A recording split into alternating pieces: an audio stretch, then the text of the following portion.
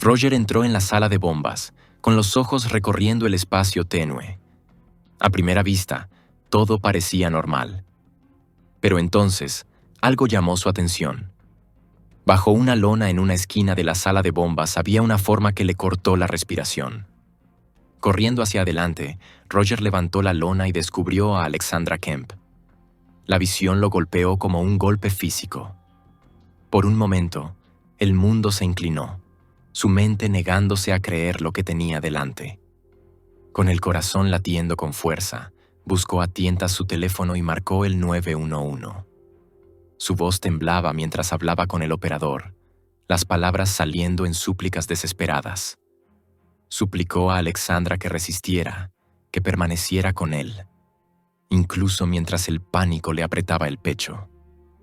Cayendo de rodillas, Roger comenzó la RCP, obligándose a concentrarse, negándose a ceder al miedo. Los minutos se sintieron como horas antes de que el sonido de las sirenas acercándose cortara la niebla del terror. Roger retrocedió tambaleándose, observando impotente mientras trabajaban con su hija, dándose instrucciones entre ellos mientras continuaban los esfuerzos de reanimación. Sin perder un segundo, levantaron a Alexandra sobre una camilla y la llevaron corriendo hacia la ambulancia que esperaba. La lucha por su vida aún lejos de haber terminado. Queridos espectadores, en este canal descubrirán las historias de crímenes más impactantes, reales y estremecedoras. Si no quieren perderse ningún caso, suscríbanse ahora y no olviden dejar su me gusta. Su apoyo nos ayuda a seguir contando la verdad. Alexandra Elizabeth Kemp nació el 11 de octubre de 1982 en la tranquila ciudad suburbana de Leawood, situada justo en la frontera entre Kansas y Missouri. Fue la primogénita de su familia, la mayor de 3 hermanos y la única hija de sus amorosos padres. En la escuela, destacó no solo en lo académico, sino también en las actividades extracurriculares, convirtiéndose rápidamente en alguien a quien sus compañeros admiraban. Para el momento en que se graduó de la escuela secundaria, Alexandra había recibido numerosos reconocimientos, dejando pocas dudas de que su futuro sería brillante.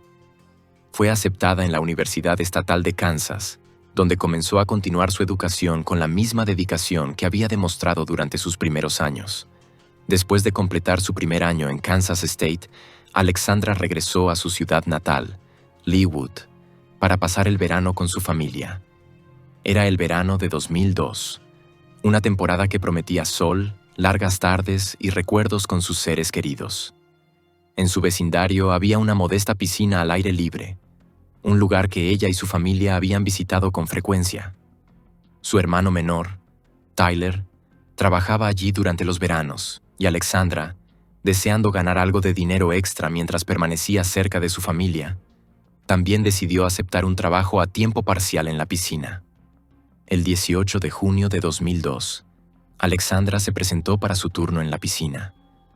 El día estaba nublado, con pesadas nubes grises sobre ellos, lo que significaba que solo un puñado de visitantes se acercó. Hacia la tarde, la atmósfera era inusualmente silenciosa. Alrededor de las 5 de la tarde, su hermano Tyler llegó para su turno programado, esperando relevar a Alexandra. Pero cuando ingresó a las instalaciones de la piscina, notó que algo estaba mal. Alexandra no estaba en su puesto. Su teléfono móvil y su bolso permanecían intactos sobre la pequeña mesa junto a la entrada, exactamente donde ella solía dejarlos. Perplejo y cada vez más inquieto, Tyler buscó por toda el área, llamando a su hermana. Al no aparecer, llamó a sus padres con angustia y les explicó que Alexandra parecía haber desaparecido. Su padre, Roger Kemp, acudió de inmediato a la piscina. Su corazón latía con fuerza mientras inspeccionaba el agua, temiendo lo peor. Para su inmenso alivio, la piscina estaba vacía. Aún así, preocupado, se dirigió al pequeño cuarto de bombas adyacente al área de la piscina. Este espacio de servicio, lleno de suministros de limpieza, equipos de purificación de agua y herramientas de mantenimiento, no era un lugar donde el personal soliera permanecer mucho tiempo. Roger entró, mirando a su alrededor. Al principio, nada parecía inusual. Entonces sus ojos captaron una imagen que lo paralizó. Bajo una lona en la esquina del cuarto de bombas había una forma que le cortó la respiración. Corriendo hacia adelante, Roger levantó la lona y descubrió a su hija. En estado de shock y desesperación, Roger marcó el 911. Su voz temblaba mientras suplicaba ayuda al operador, rogándole a Alexandra que resistiera. Mientras esperaba a los paramédicos, Roger intentó realizar RCP, negándose a perder la esperanza. Cuando los socorristas llegaron, tomaron rápidamente el control, continuando con los esfuerzos de reanimación mientras llevaban a Alexandra al hospital más cercano. Pero a pesar de los mejores esfuerzos de su padre y de los profesionales médicos, la vida de Alexandra no pudo salvarse. Fue declarada fallecida poco después de su llegada al hospital. La trágica noticia devastó a la familia Kemp y a toda la comunidad. El prometedor futuro de Alexandra se había truncado, y los vecinos que la habían visto crecer ahora lloraban junto a sus seres queridos. La policía trató el caso con la máxima seriedad desde el primer momento. La piscina fue acordonada, y los equipos forenses comenzaron una búsqueda meticulosa de cualquier evidencia que pudiera explicar lo sucedido.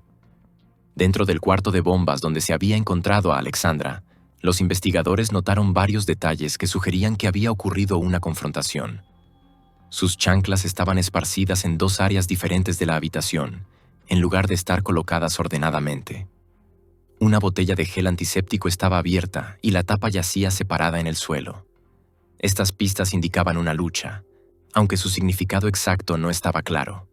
Mientras los expertos forenses procesaban las muestras de ADN recogidas en la escena y de Alexandra misma, los oficiales recorrieron el vecindario en busca de posibles testigos. Días después, a medida que la investigación avanzaba, la familia Kemp dio sepultura a su querida hija. El funeral fue asistido no solo por familiares y amigos cercanos, sino también por cientos de miembros de la comunidad que acudieron a mostrar su apoyo y a llorar juntos. Al principio, la sospecha recayó sobre alguien cercano a Alexandra, su novio, Phil House. Ambos habían estado saliendo desde sus días de secundaria, y Phil también trabajaba en la piscina en un rol administrativo. El día de la muerte de Alexandra, Phil había cubierto el turno de la mañana, mientras que Alexandra comenzaba el suyo alrededor del mediodía.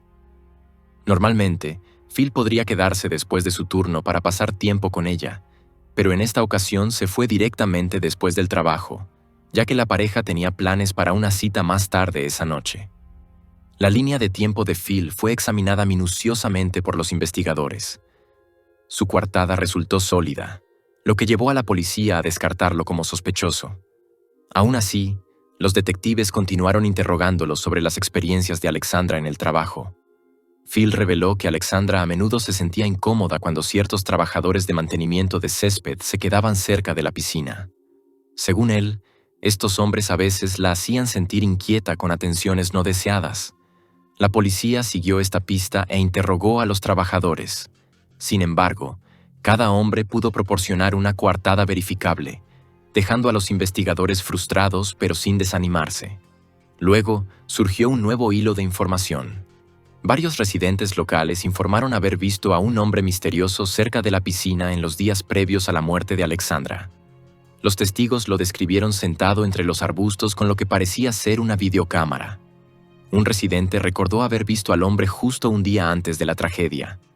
Otro recordó que se había marchado del lugar en una camioneta Ford antigua. Mientras tanto, los especialistas forenses examinaron los registros telefónicos de Alexandra con la esperanza de encontrar más pistas. Descubrieron que, el mismo día de su desaparición, había estado en comunicación con una amiga cercana llamada Laurel. Las dos habían acordado encontrarse, y Alexandra le pidió a Laurel que la acompañara hasta que terminara su turno. El mal tiempo de ese día había desalentado a la mayoría de los visitantes a acudir a la piscina, y Alexandra aparentemente se sentía incómoda estando sola allí. Según Laurel, ella llegó al pequeño estacionamiento de la piscina alrededor de las 2:30 de la tarde de esa tarde. El lugar estaba tranquilo, casi vacío, con solo unos pocos autos alineados cerca de la cerca. Aparcó su vehículo a un par de metros de la puerta, esperando ver a su amiga Alexandra salir en cualquier momento. Laurel esperó brevemente, pero Alexandra no apareció.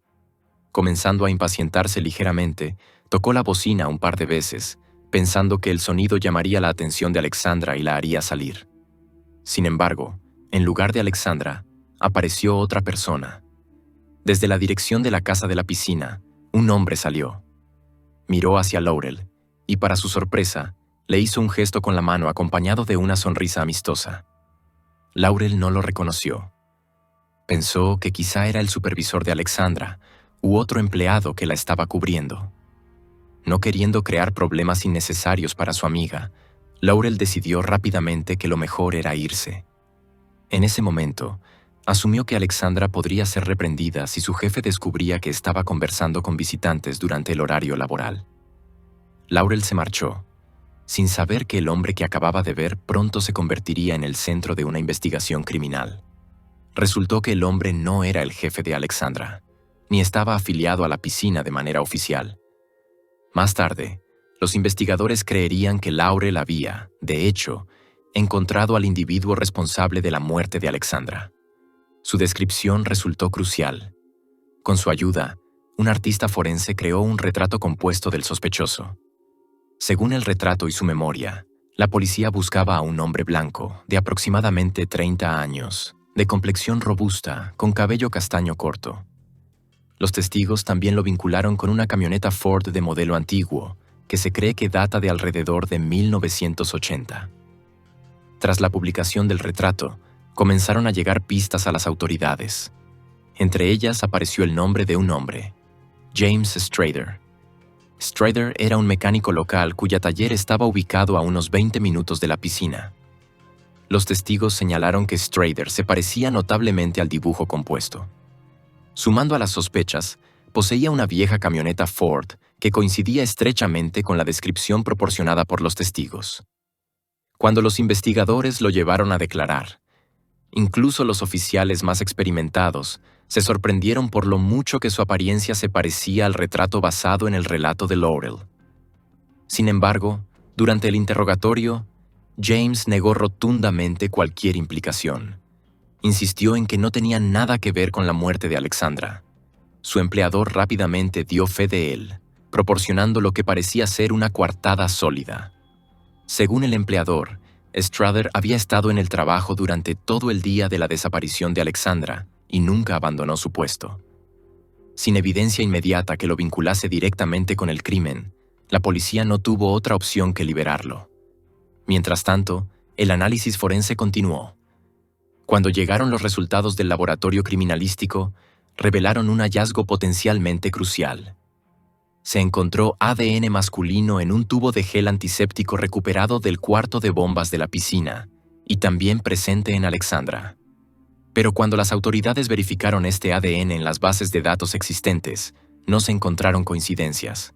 Esto dejó a los investigadores frustrados. La ciencia les había dado una pista, pero no una respuesta.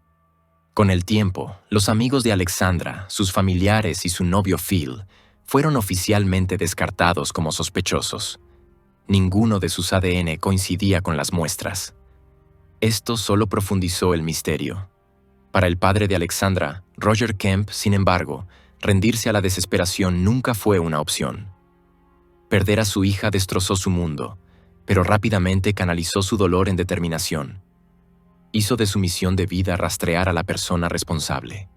En una entrevista, Roger resumió su mentalidad con palabras que resonaron profundamente en muchos. Tienes dos opciones. Puedes quedarte en la cama y cubrirte con la manta, o salir y luchar. Yo elegí luchar. Su perseverancia llamó la atención de la policía local, quienes quedaron impresionados por su impulso y resiliencia. Eventualmente, le asignaron un espacio dedicado dentro de la misma comisaría, permitiéndole examinar información, revisar expedientes del caso y coordinarse con los detectives. Su participación se convirtió en una parte importante para mantener el impulso del caso.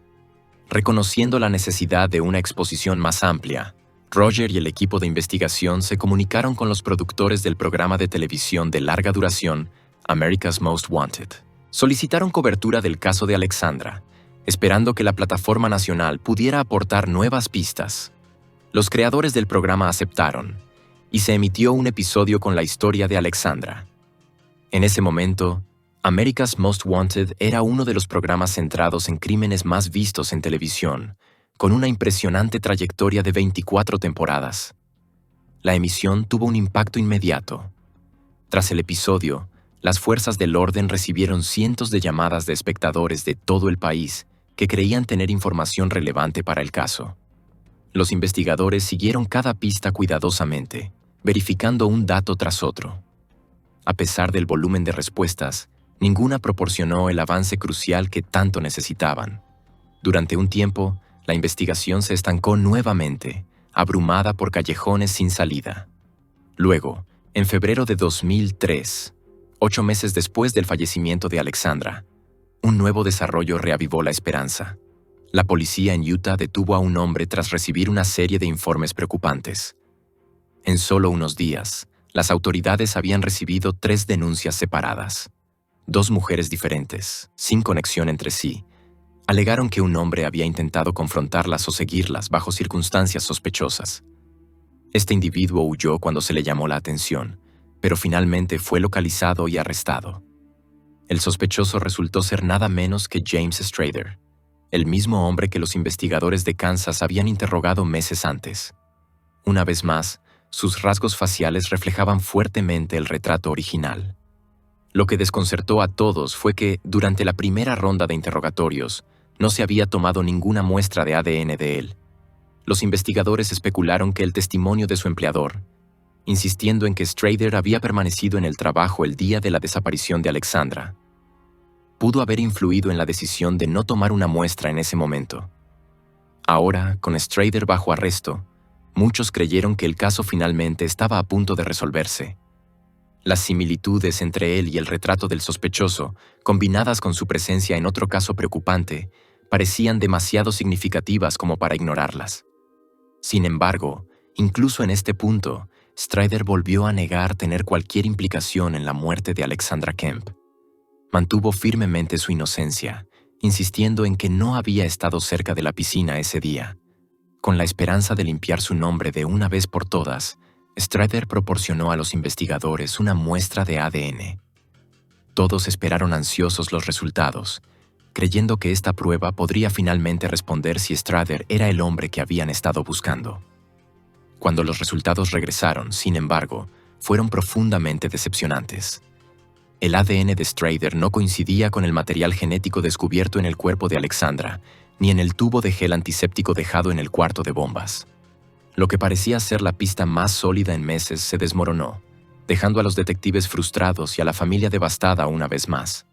Aunque el nombre de Strader fue limpiado en relación con el caso de Alexandra, su historia no terminó allí. Más tarde iría a prisión por delitos no relacionados. Sin embargo, para la familia de Alexandra, eso no traía ningún consuelo. La investigación sobre su muerte volvió a estancarse, llegando a un punto muerto. Ya había pasado un año desde que su vida fue truncada, y el departamento de policía de Leawood no tenía sospechosos sólidos en su lista. Incluso frente a callejones sin salida, 2 personas se negaron a rendirse: el padre de Alexandra, Roger Kemp, y su devoto novio, Phil House. Juntos, volcaron su energía en mantener vivo el caso en la memoria pública. Phil, quien se desempeñaba como presidente de la comunidad estudiantil de su universidad, decidió usar su posición para el bien. Distribuyó el retrato compuesto del sospechoso por correo electrónico a miles de estudiantes de otras universidades y los instó a permanecer vigilantes. También animó a organizaciones estudiantiles de toda la región a ver el episodio de America's Most Wanted que ya había presentado el caso de Alexandra. A pesar de su pasión y determinación, estos esfuerzos no produjeron resultados concretos. El tiempo avanzaba, pero la justicia seguía siendo esquiva. Pasó otro año. Mientras otros podrían haber aceptado que el caso estaba frío, Roger Kemp se mantuvo firme. La memoria de su hija alimentaba su resolución. Negándose a permitir que la historia de Alexandra se desvaneciera, una vez más contactó a los productores de America's Most Wanted y les pidió si estarían dispuestos a retransmitir su episodio. Al principio, los creadores preguntaron si había surgido alguna evidencia nueva en el caso. Roger tuvo que admitir que no había surgido nada nuevo, pero su determinación, su persistencia inquebrantable incluso años después de la pérdida, los conmovió. Acordaron emitir nuevamente el episodio. La retransmisión dio al caso una nueva ola de visibilidad. Tras la emisión, la policía nuevamente recibió una avalancha de llamadas de espectadores de todo el país. Cada pista fue registrada y seguida, y una vez más, Roger Kemp avanzó en todo lo que pudo.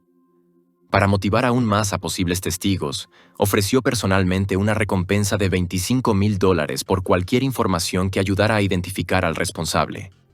La ciudad de Leawood luego aumentó esa recompensa a $50,000. Roger también dedicó tiempo y energía a la concienciación pública.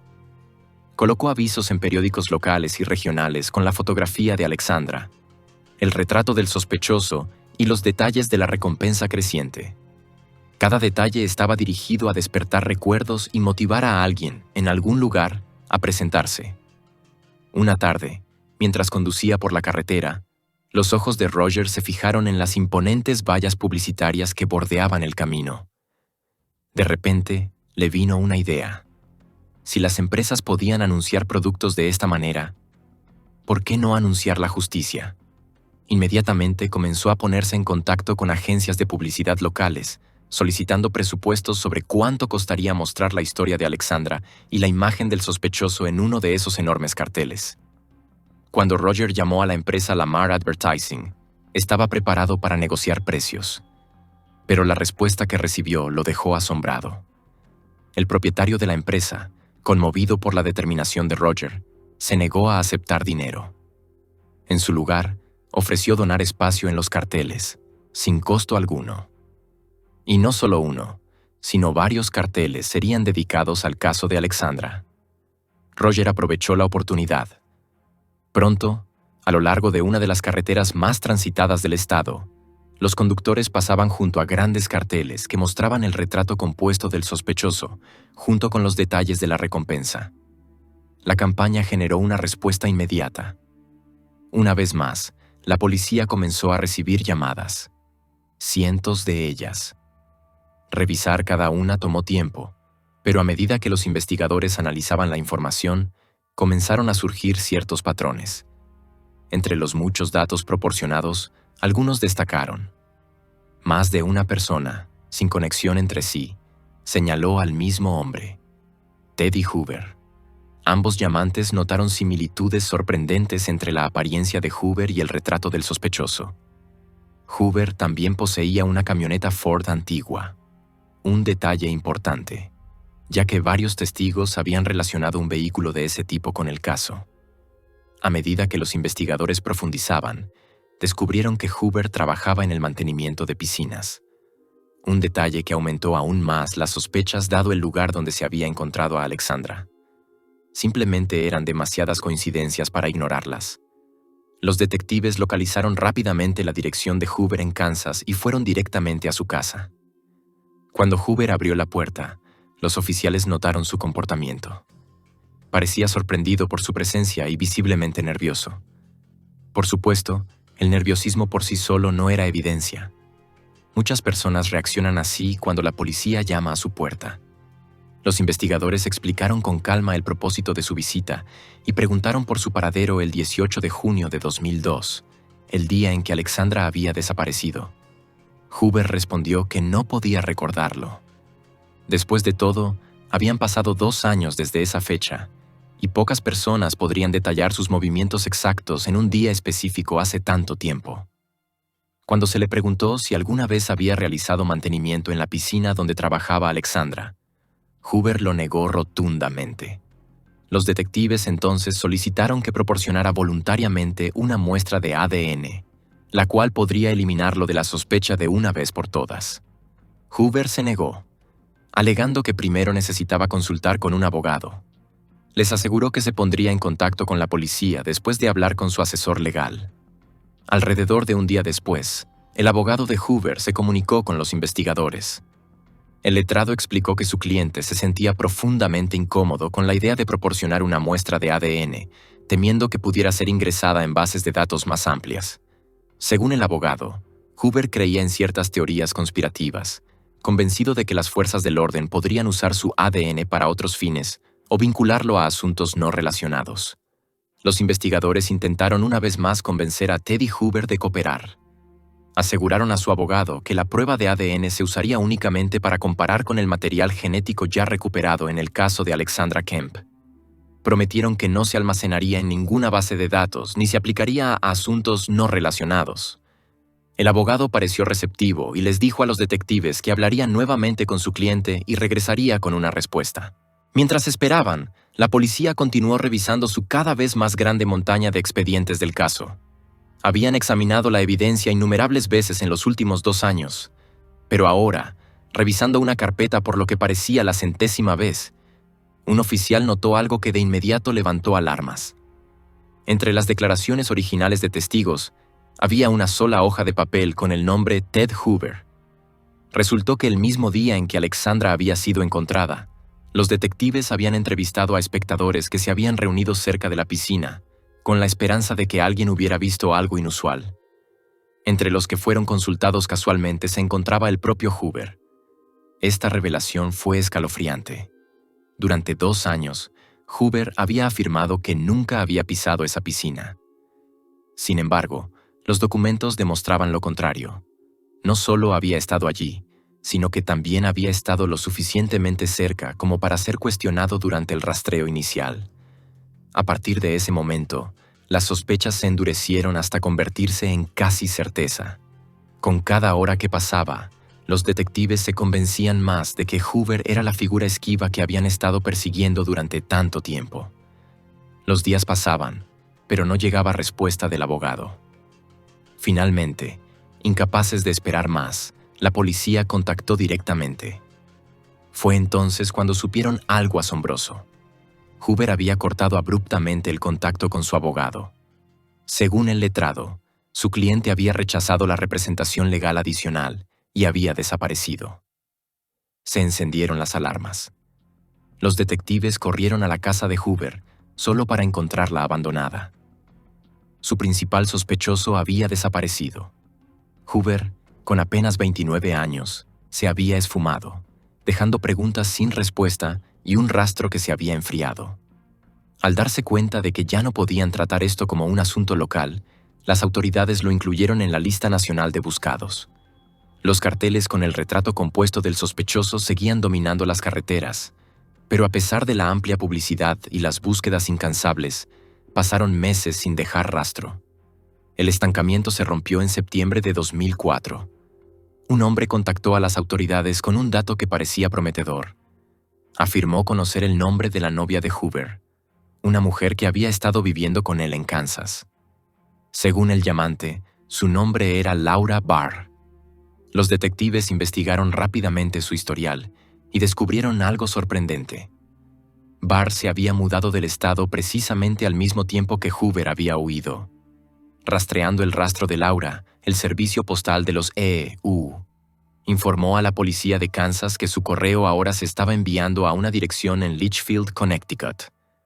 Curiosamente, los investigadores notaron que en la misma residencia también se estaba entregando correo a un hombre llamado Benjamin Appleby.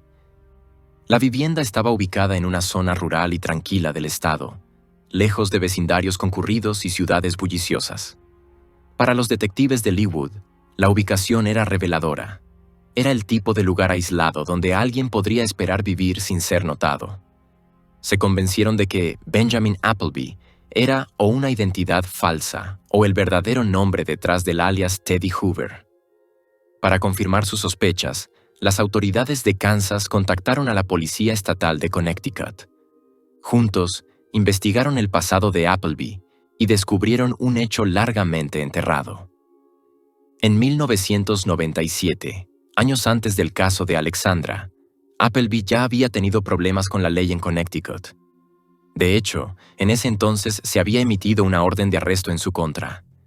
Pero en lugar de enfrentar los cargos, Appleby había desaparecido. La imagen comenzaba a tomar forma. Después de salir de Connecticut a fines de la década de 1990, Appleby se había reinventado en Kansas como Teddy Hoover, viviendo bajo ese nombre asumido durante años. Fue solo cuando los detectives de Leawood comenzaron a acercarse y presionarlo para que proporcionara una muestra de ADN que abandonó la personalidad de Hoover y regresó a Connecticut, esta vez reclamando su nombre real, como si esperara que el rastro se hubiera enfriado lo suficiente como para hacerlo invisible.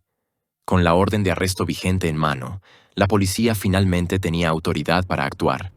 Los detectives viajaron a la dirección rural en Litchfield y localizaron a Appleby. Al arrestarlo, la verdad era innegable. Benjamin Appleby y Teddy Hoover eran la misma persona. Había vivido una vida bajo un alias en Kansas y otra bajo su nombre real en el este, cada vez intentando escapar de la responsabilidad. Sin embargo, Appleby se negó a ser extraditado a Kansas de inmediato. Negó cualquier implicación y parecía listo para resistirse, tal como lo había hecho en el pasado. Pero los detectives de Leawood habían aprendido por experiencia y esta vez llegaron preparados. Idearon una estrategia psicológica, destinada a sacudir su confianza y presionarlo para que cometiera errores. Antes de llevar a Appleby a la sala de interrogatorios, los investigadores organizaron cuidadosamente el entorno. Colocaron fotografías de la escena del crimen en las paredes, no gráficas, pero inconfundiblemente vinculadas al caso de Alexandra. Sobre la mesa, dispusieron carpetas con su nombre de manera visible, junto a fotografías de Appleby y Alexandra colocadas una al lado de la otra. Cada detalle estaba pensado para enviar un mensaje claro. La investigación era minuciosa, organizada, y se estaba cerrando sobre él. Cuando Benjamin Appleby finalmente entró en la sala de interrogatorios, el escenario estaba preparado.